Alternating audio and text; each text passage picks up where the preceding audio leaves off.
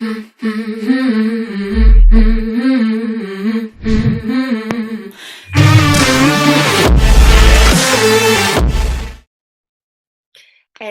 guys, and welcome to a new episode of the EmpowHer Journey, the community to support your self-growth and live by your own rules. This month, we have an amazing guest again. Thank you so much, Rachel, for being here. Hi. Hello, how are you doing? Great, thank you. So you're here with us to discuss this theme of the month, which is Are You Worth It? And tips to recognize your value. And it's amazing to have you because you're a coach, corporate trainer, speaker, but your specific mission is to help women elevate their professional confidence and communication practices. And you're an expert and you're great at what you do. You're based in Leeds in England, and we just can't wait to hear more about you. So if you can start by telling us about your journey, what is your empowerment journey? Yeah, sure. Well, thank you so much for inviting me, and it's great to be here. So, for myself, my background within my corporate career was actually in the tech industry, and I found myself being in a very male-dominated industry and struggling to kind of get my point across, or feeling as though I was being taken seriously. And within that, I found myself begin to sort of retreat and stop putting across my opinions as much, because I didn't feel as though I could express myself. I didn't feel like I could be heard.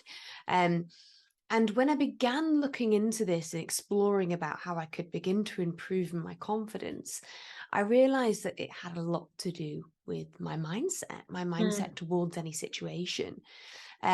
So what I started doing was really started learning more about myself and listening to podcasts, learning more about mindset. Mm-hmm. As I grew in my career and as I progressed, I realized that what everything came down to in terms of the progression that I experienced was three key pillars. So these key pillars were mindset, confidence, and communication skills. And in that exact order is the way in which I began to explore them, to kind of become a lot more confident in my journey. And when 2020 came around, and of course we were all, locked in our homes and everything changed, I very much wanted to start doing something more meaningful.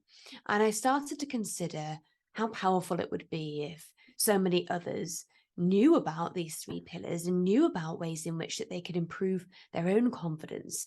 So hence starting my coaching business and really beginning working with women who know that they've got so much more potential, but maybe lack the confidence to put themselves forward for opportunities. So that's something that I absolutely love to do today. And I do that privately with women one-to-one, but also within organizations to help them get into more leadership roles. Mm-hmm. This is absolutely amazing. I love your energy, and I love how your presence itself is an inspiration to that. It's almost like a allowing, like a permission. Yes, you can. Yeah, That's really the strong message I get from hearing you, um, which is so different to what our mind is telling us and what maybe we hear from around us. Yes, it is absolutely. possible. Mm. So, um, so this, so these three pillars, would you say if we talk about the first one, the mindset, Mm. is it a lot? Is it a lot? Because does it come down to believing that you can or allowing? Can you tell us more about what you mean with this pillar? Yeah, sure. Yeah. So you probably hear the word mindset battered around quite a bit, and it does make up a lot of the learnings and the things that we're seeing online at the moment. But, my interpretation of what that means today is our mindset is a series of our belief systems Mm-hmm. about what's possible for us. And Yeah. this is all made up of experiences that have happened in the past. Mm. So, of course, we could have two completely different mindsets towards something Yeah. because of totally different experiences that we've had in the past. And I feel that my mindset towards my career progression at the beginning of my career was very much about, I ought to feel grateful for what I got, who was I to be putting myself forward and expecting more. Mm-hmm. And so I was always putting myself Mm, almost on the back burner and, mm, and sort of I was always fearing as though I was imposing. So mm, everything that I did, I was very conscious about. And when I really started to look at actually, going back to the theme of the podcast, looking at my value and my worth, I began to realize that my mindset towards how I was putting myself forward mm, was massive.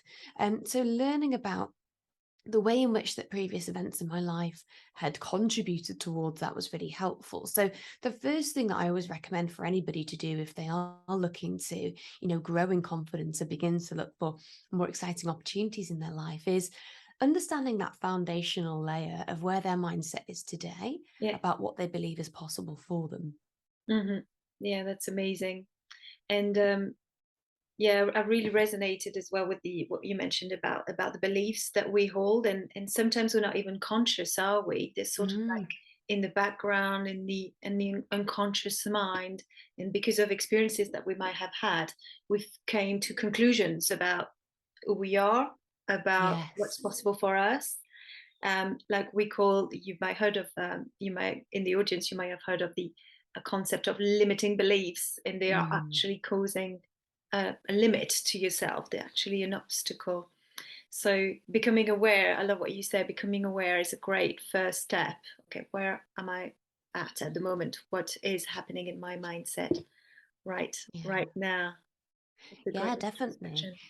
And to take that a step further as well, you Mm, mentioned beautifully the limiting beliefs coming into that. Well, what we tend to notice when we begin to learn more about our mindsets is we start to see patterns yeah, within that mindset. yeah, And that's where these limiting beliefs come across. Things like, oh, well, I can't be a great mother and a great leader at work.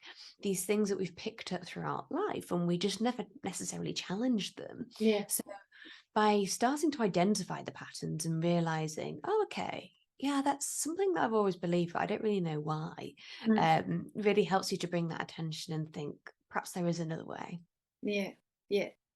And I love how then naturally you can move to the second pillar of your confidence, because if it's something in you that doesn't believe it's possible for you, that consciously could be something along the line of I don't deserve it, not for Mm, me, for others maybe, but me. So again, it's connected to the idea of value of worth and the perception you might have about yourself. You mm. can't Would you say that you can't be confident if you don't think you deserve it? Um, I think that that's quite a mixed response that I would have because I think consciously we might think that we do deserve it, but Mm, not really realize it. So I think it's a tricky one. I think also confidence in different areas of our lives can lead us to believe that we're a confident person as a whole. So, for example, mm, if you're very confident in a social situation, you might be seen outwardly as somebody who's confident, but actually, perhaps in a professional environment, you might be the exact opposite. So, I think that how we actually perceive ourselves and how much belief we have in how confident we are is actually quite varied as well, which is why one of the things that I love to do with any new clients that I work with is perform a confidence assessment that actually looks throughout their whole life, all different areas of their life, and looks at almost scoring yourself to say, actually, where am I with my confidence? And what do I believe about how confident I am in different areas? And with that, you can actually see, oh, okay, yeah, I realize that potentially here, I've been overcompensating for an area here where I do lack confidence. oh, that's amazing. I love how you're, yeah, it's a lot more subtle than just black or white, isn't it? Yeah. So how can we then recognize that maybe we're holding like sort of a self-esteem or low confidence? Um, do you have like examples that you could give us? Yeah. So I Mhm. think, things that tend to really stand out to me are sort of negative views of ourselves. Mhm. So if we are somebody who's constantly kind of putting ourselves down, that negative self talk that we have in our head, can be quite difficult to identify, but actually by bringing your attention to your thoughts and starting to recognize those patterns again, as we Mm, talked about in the mindset piece, should reveal a few things to you. But I think as well, negative beliefs about your abilities and your future capability to do something. So Mhm. very often I speak to people who say, oh, I'd love to do this, but I could never do that. You know, I could never do that. Why would I be able to do that? And Mm. it's this total dismissal about that future capability without even undergoing the process of Mhm. trying to learn something or getting experience in something, which I suppose is, when we talk about mindset, very indicative of a fixed mindset versus a Mm. growth mindset. You Yeah. know, you've got people kind of saying, oh, I don't believe in that ability there. So that's the sort of things that I would notice in yourself. Mhm. Another thing that's very common is people pleasing behaviors, as I'm sure you've come across in your work as well. And I think that a lot of the time, people pleasing tends to come down to a fear of confrontation, Yeah. or a fear of making somebody angry, and effectively being rejected. So people pleasing behaviors might consist of saying things like, very subtly in your day to day, oh, I'll just do it. Taking over a lot of the other work that happens without actually questioning whether that's something for you to do. Mm. Um, and really struggling to actually put your point across because you think, gosh, I don't want to rock the boat, so I'm just going to agree to do that, agree with their opinion, and come across as very agreeable. And Mm. it's so frustrating when we think back to so many different experiences within our lives when we've heard things like, be a good girl. Mm. you know I think that a lot of that conditioning continues through to the sort of people pleasing behaviors that we see. Um, and I think, one of the final things that I would say is constantly feeling as though you're imposing. So, Yeah. thinking, if I do this, I'm putting somebody else out. And I think that's kind of an energy or a feeling that you can carry around with you quite a lot of the time, where you almost don't realize that you're sort of tiptoeing around and trying not to rock the boat. So I think there's some kind of key things that I would ask people to try and ask themselves, do I think that I'm behaving in any of these ways? Mhm. And could this be perhaps related to a lack of confidence or low self-confidence? Mhm.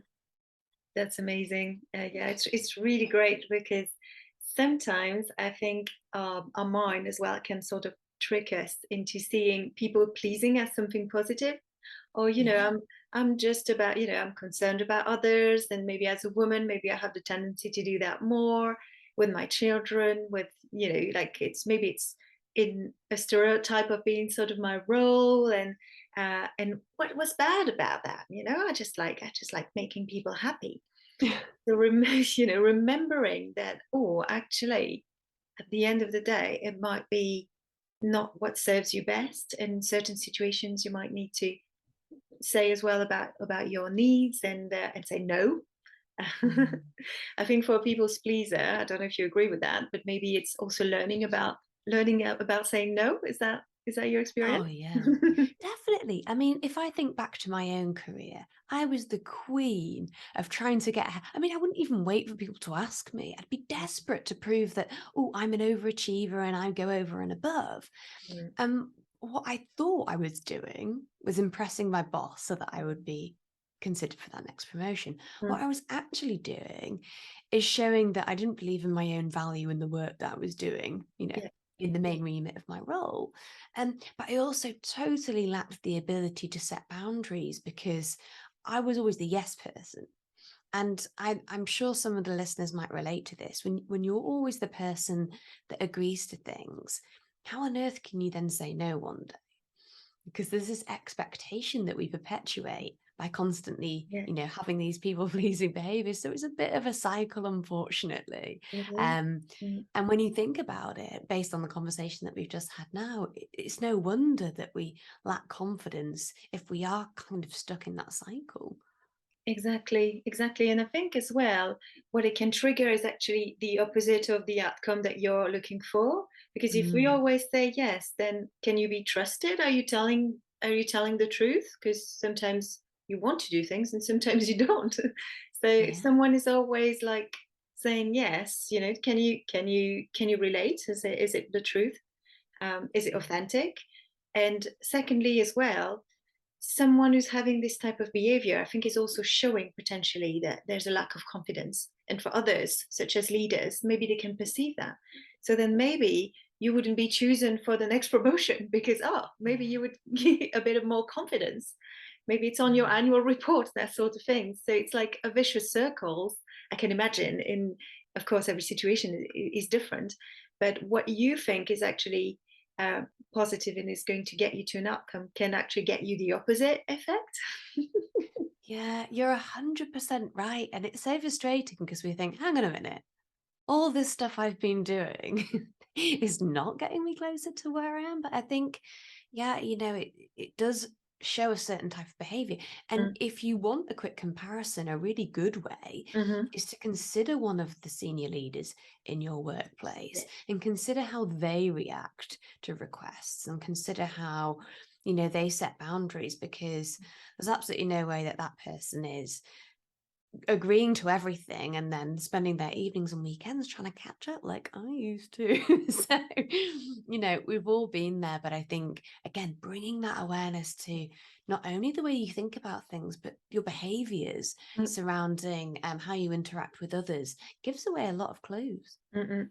Absolutely. Yes. The impression and the body language, the sign of Mm. communication beyond as well the words. And I'm sure that's something as well you work on with that, with people. Like it's not only about what you say, but your posture and everything else. Could you tell us a little bit more about that?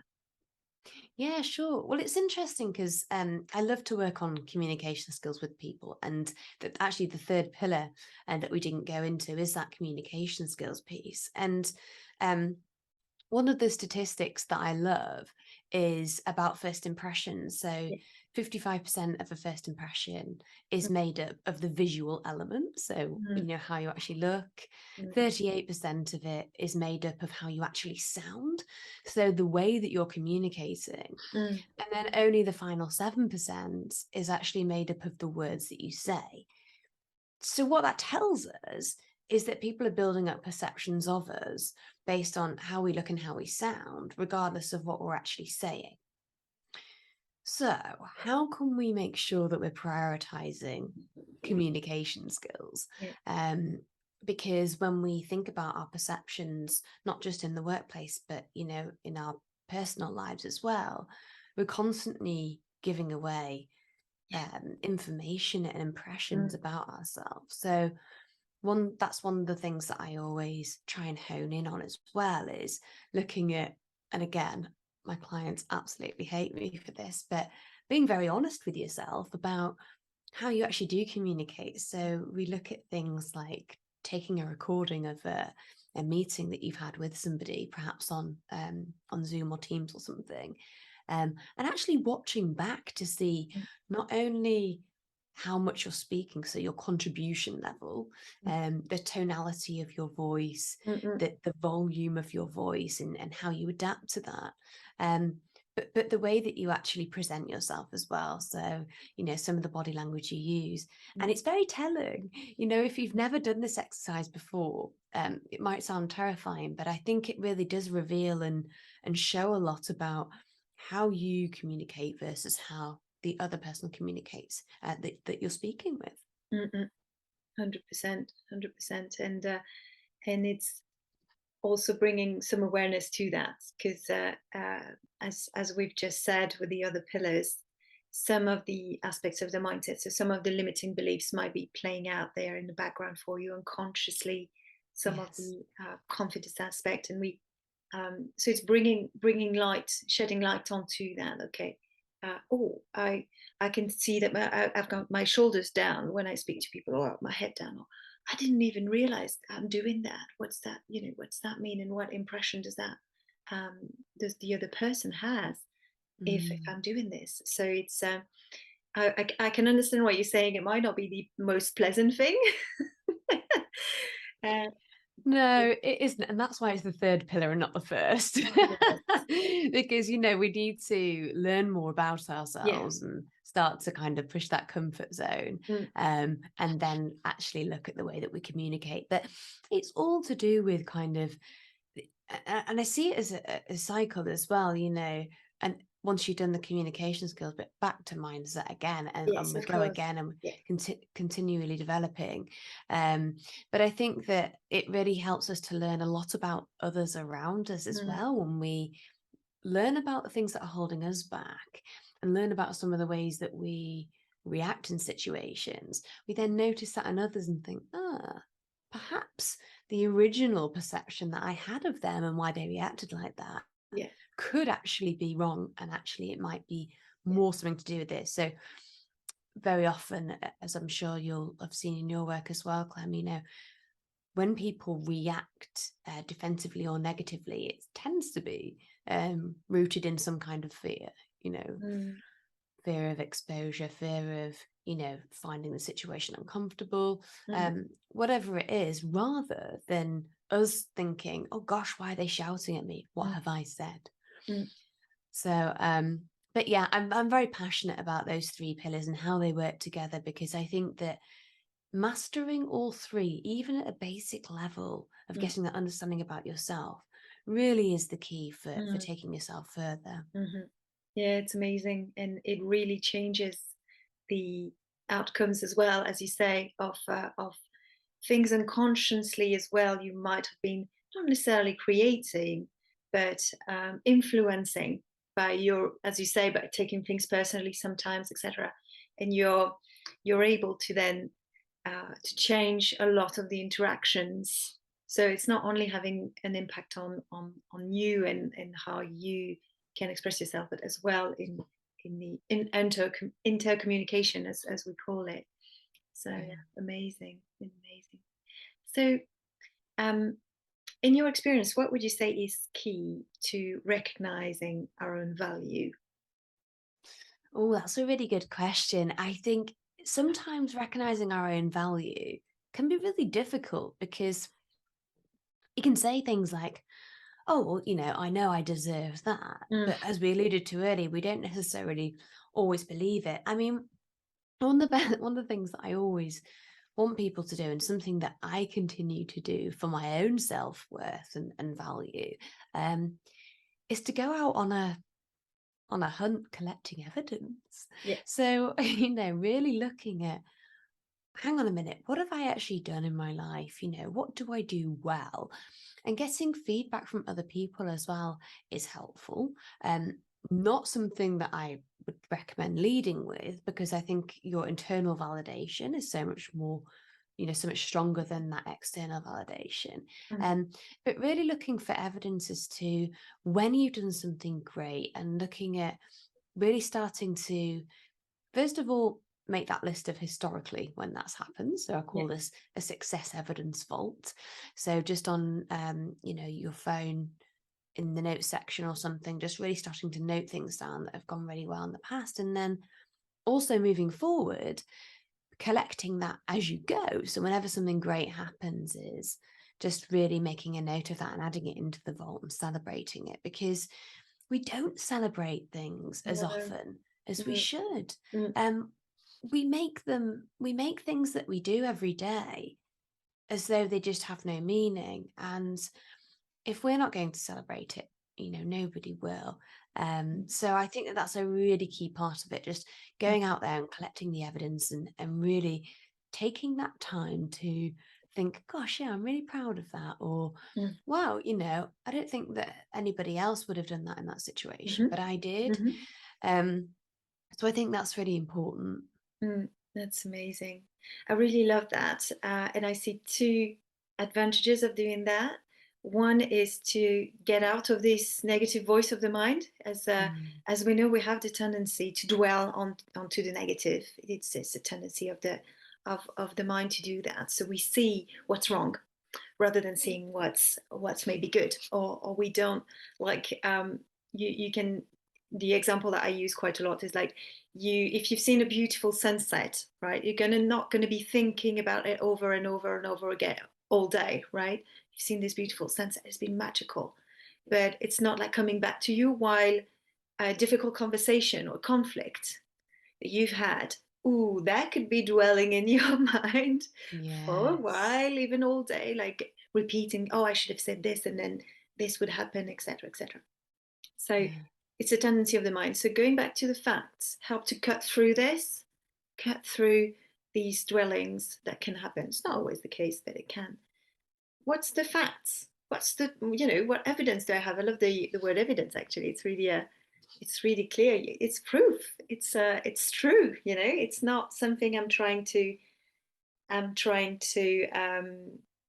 you know to lie about, because I think as well, I don't know if that's been your experience, but I think a lot of people are quite scared of coming across as um, arrogant or superior, and they especially women, they are really scared of and fear that if they recognize their value or come across as more confident, then they would be going the other extreme sort of thing, Mm, and yeah, and definitely.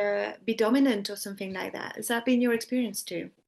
Absolutely. I Mm, mean, probably one of the first things that people say tentatively is, well, I do want to be more confident, but I don't want to come across as arrogant. mm, And I don't want people to hate me, you know? yeah, And I think that going back to the conditioning piece, when you think back to when you are presented with confident women, typically in media, so films or on shows, they can come across as cold cold characters, that are really results driven, and who lack empathy.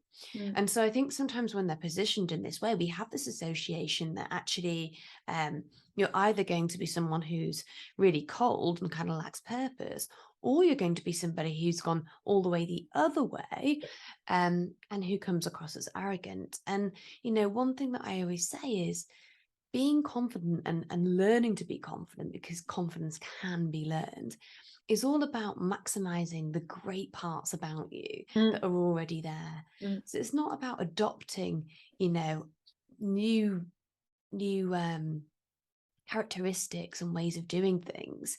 It's about just doing all the parts of you that are great really well, and eliminating some of that self-doubt. So you're not going to become someone else. You're not going to be asked to turn into somebody else.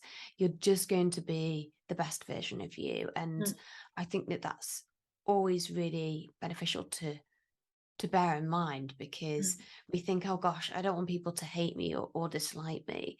Um, and of course, to be honest, even in the situation that they may dislike, that change in you would probably come down to envy anyway. But that's another mm. conversation for another day. True, true. But really, the what I love about what you're saying is the point is it's about your own values. So it's you and no one else. So your own worth, your own confidence, your own communication, your own authenticity is not going to be anyone else's. It's going to be unique to you, exactly as you are. And I think seeing that, seeing how unique and beautiful that is, and we're not looking for perfection here, because perfection does not exist, and we're not Mm, comparing.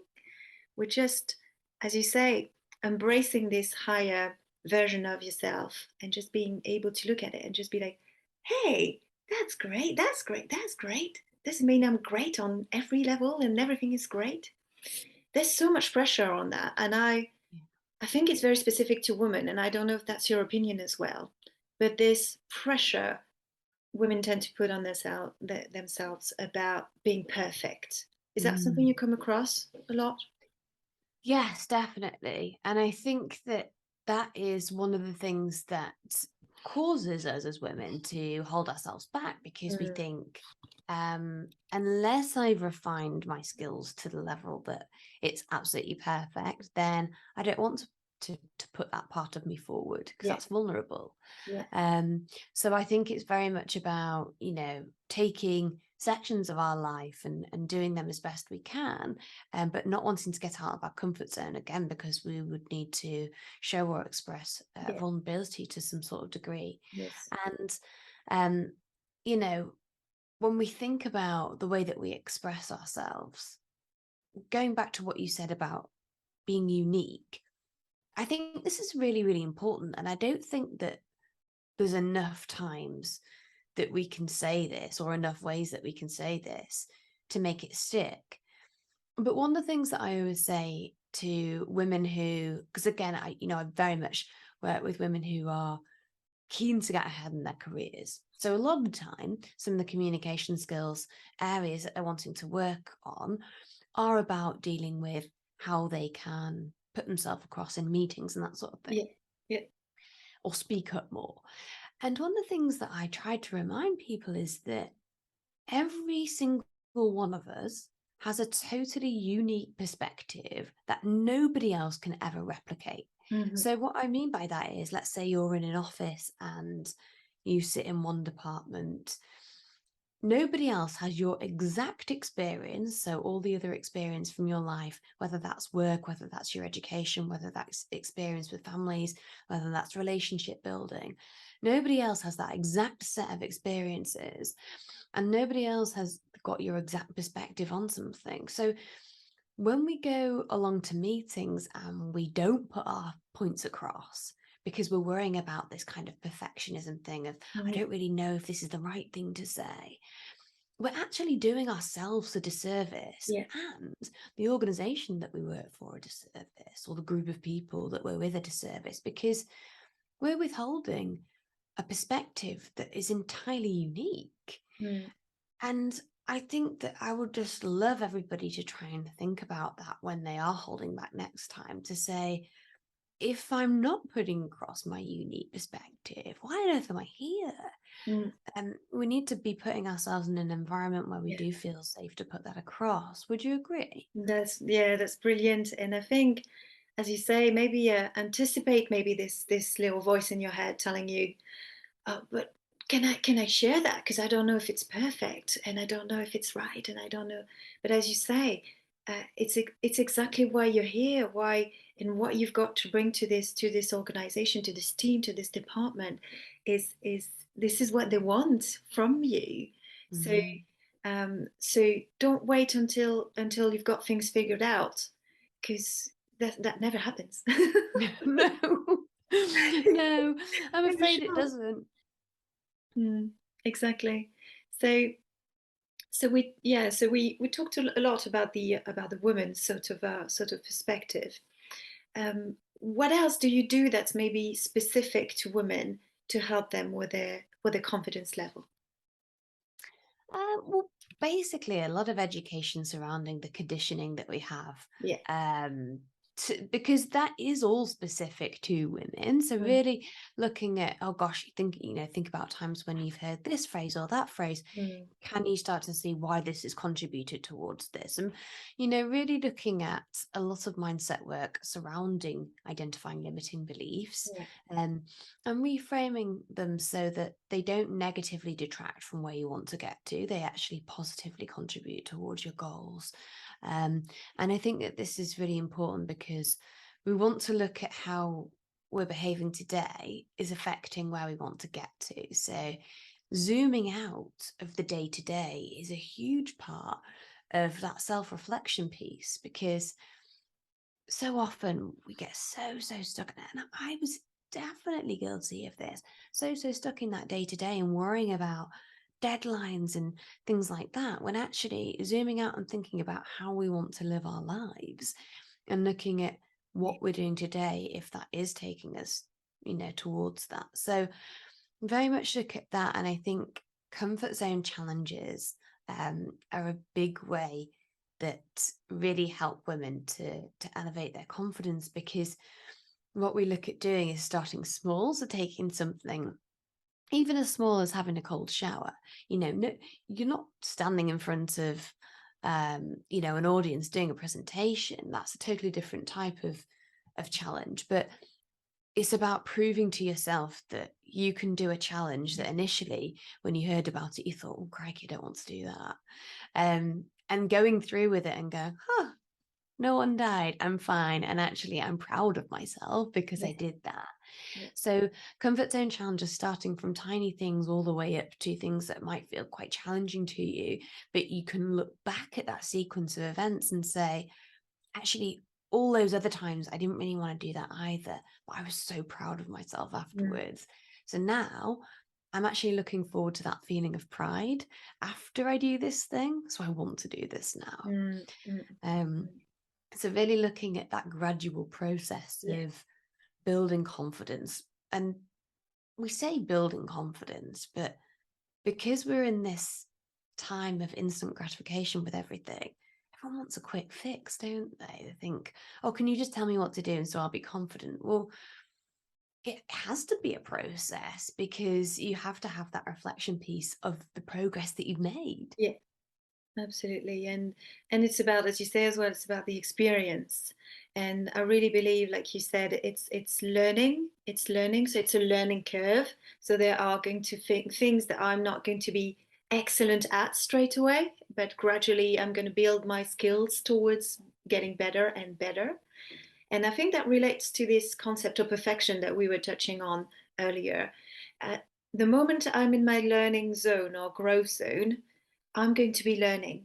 So I can't be perfect, right? I can't, Mm. even if we never get there and we always grow our confidence and etc. So it's really shifting this, okay? So if I want more, if I actually want this, I'm going to have to do that, this, and learn from a beginner's level sometimes. Maybe we are surprised as well. We're not such a beginner as we imagined we were. It's really funny to see. Uh, but it's accepting that, okay, it's a learning curve. I'm in my learning zone, and that does not make me um, not worthy. That Mm. nothing can touch my value, my worth. This is something different. I'm going to be learning, and I'm going to be growing, and so necessarily as well that there might be things I don't get straight away. I need a bit more practice. That doesn't mean I'm failing. It's just a practice sort of Yeah. aspect. So I think it's really, really, really, really important. And until I have, as you said, the experience of I've done it and I'm proud, until you get there, you don't really have this growth and confidence completely Mm. integrated into you. I think. Yeah. What do you think? Yeah. No, Yeah. I totally agree with you. And yeah, I love how you summarize that beautifully. I think that it has to be a process Mm, and we need to see it as such. I mean, actually, one of the analogies that I love mm, about building confidence is we expect to just be confident, right? But if we were learning how to play a musical instrument, let's say we wanted to learn how to play guitar, we wouldn't show up to the first session and be like, oh, why can't I now go on stage and, join this band? Because you haven't even learned how to hold it yet. You haven't even learned, what the notes are and everything. I don't actually know anything about guitar, clearly. But that's just an example to say, how on earth can we expect to be proficient at something that we've never practiced? We never consciously put our attention towards and said, I would like to improve in that. mm, So almost kind of like give yourself a break. If you do lack confidence, we've never been taught how to get there, so mm. think how powerful it could be if you did go ahead and Yeah. buy that session of guitar lessons. By the end of it, where do you think you could be? So it's almost kind of taking away your expectation Yeah. about how you think you should be anyway, Yes. um, and being fair to yourself about your progress. Mm, absolutely. And I think the other strategy that you mentioned is amazing too, like breaking it down into baby steps. Yes, maybe you're not going to go straight away for your conference in front of 200 people. Woo! that's a that's a big step. So okay, what could be the next baby step? And build your confidence towards that as well into smaller goals kind of thing. I think that really, really helps because I think for lots of people, they feel like they looking at the summit of the mountain, and they're like, "How am I supposed to get there?" All right, Yeah. what's the next step? What's the next step? And being maybe realistic as well and fair on yourself, so that you don't put too much pressure on you, so the stress is manageable. I think really, really helps. Mm, Yeah, it's just daunting sometimes, isn't it? When we think, gosh, how am I going to get from here to here? mm, Sometimes it's difficult to see a way through, and actually that can mm. put you off taking the first step. Yes. Um, that whole thing around, what we actually fear in any situation is uncertainty. So providing ourselves that tiniest bit of certainty about, oh, yeah, I can't do that yet, but I can do this. Mm, And that's really helping me to feel like I've got more of a chance to get there. exactly. Exactly. Absolutely. So our last question today is our classic tips to a younger self. So if we had the ability, we had a time machine and we could go back in time, what would you tell yourself, your younger self? What tips would you like to share with your younger self? Oh, poor little Rach. Gosh, I was so mean to her. Um, you actually said it earlier. You said the phrase, get the facts. And I think one of my first personal development books that I read, ironically, I think was Dale Carnegie, How to Win Friends and Influence People, or something like that. Hmm. Hmm. And I remember reading the phrase, get the facts, and it opened up this whole thing about, because what tended to happen for me when I really lacked inner confidence and I was working from autopilot, so I wasn't consciously looking at my behavior, is something might happen. So let's say I was at work and I'd get an email and it was a customer complaint. I'd read probably the first two words and my stomach would feel like it had fallen out. My entire body would run cold and I think, oh my goodness me, what have I done here? And immediately the blame would go to something that I had done. And I would already be thinking, what am I going to do? How am I going to tell my boss? What should I do to try and fix this? And I haven't even read on past these two words in the email, right? So learning about the concept of just getting the facts before you actually emotionally react to anything immensely helped me to build my confidence, because even at times when something like bad would happen and I started to feel a bit sick and think, oh my goodness me, I'd say to myself, Rachel, you can react exactly how you want to this situation once you've got all the facts about exactly what's happened. Mm. Um, and that just changed everything for me, because 9 times out of 10, it was nothing to do with me. It's a situational thing that, was perhaps part of my role to resolve, but Mm. it wasn't a case of this blame. And a lot of that blame that I placed on myself, I think that I was doing automatically in lots of different other areas of my life as well. Mm. So by removing that blame, by just simply guessing the facts, is my number one tip, I would say. I think the second thing that I would say about, things that I would tell my younger self is to do with, I'm trying to find the best way to describe it, to do with the way that I conducted my own behavior. Because I have to take some responsibility for how I felt throughout my career. And I think that, I would say to myself, you're like a rare diamond, but you're behaving like a broken piece of glass. And the way that I was behaving was instructing other people on how to treat me. So because I was kind of always putting myself last, we talked earlier about Mm. being a people pleaser and never setting boundaries, because I was putting myself last. People automatically did that. And there's a certain level of, I think, unconscious manipulation that happens from people that begin to see the way you behave. And they'd think, oh, Rachel will just do it. And I don't think there's any harm meant in it. But by me changing the way that I reacted to things or conducted myself, just changed immediately the way that other people believed that they could treat me. I don't know if that makes sense, It but does. Mm. yeah, I think that you know, changing, up leveling your mindset and really learning more about yourself changes everything. Hmm. Amazing. Yeah. Yeah, great messages here, great tips. Absolutely love it. Yeah, the repeating the fact of looking at the facts, really looking at, okay, what is true here before the mind jumps into worst case scenarios, as well as you said in like the second part, um, looking at how you can yeah, take responsibility, I would say, of what's happening to you, and how. And I think that's really rewarding, because the moment you're trying to change things, you see the rewards, you see the Yeah. results, and things start to change around you. um, what you think maybe wasn't possible start to become possible, so it opens up a lot of possibilities. So the great starting tips, for our audience today. Thank you so much, Rachel. It's been an amazing pleasure to have you on today. We'll put the link to connect with you onto your website. So please do connect with Rachel. Follow her on social media, on LinkedIn. Content is absolutely amazing. As we were saying just before we went on recording, it's a boost.